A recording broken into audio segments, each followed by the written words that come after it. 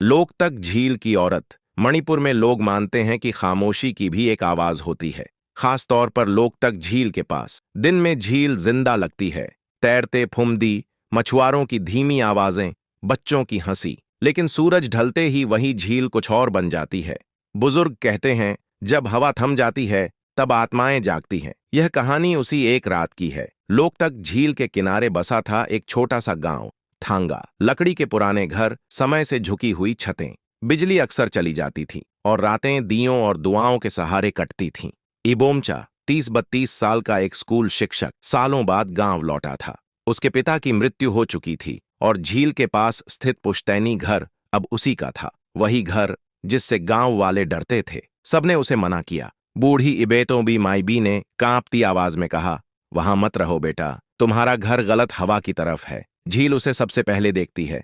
इबोमचा मुस्कुरा दिया। वह इम्फाल में पढ़ा लिखा था, विज्ञान पढ़ाता था, अंधविश्वासों पर भरोसा नहीं करता था, भूतों से उसे डर नहीं लगता था। यही उसकी पहली गलती थी। तीसरी रात हवा बिल्कुल थम गई। ना कीड़े, ना मेंढक, ना पानी की हलचल, बस एक भारी खामोशी। इबोमचा कॉपियां जांच रहा था कि तभी उसने सुना, धुम धुम धुम, ढोल की थाप, बिल्कुल वैसी जैसी लाई हराउबा के दौरान बजती है। पर त्योहार तो हफ्तों पहले खत्म हो चुका था। जिज्ञासा में वह लालटेन लेकर बाहर निकला। झील चांदनी में जमी हुई थी, जैसे एक मरी हुई आंख। तभी उसने उसे देखा। झील के बीच एक फुमदी पर एक औरत खड़ी थी, सफेद फानेक, लाल ब्लाउज और असामान्य रूप से लंबे बाल जो पानी को छू रहे थे। वह नाच रही थी, धीरे, सटीक, पूरी तरह लाई हराउबा की नृत्य मुद्रा में। इबोमचा ने आवाज दी, कौन है वहां?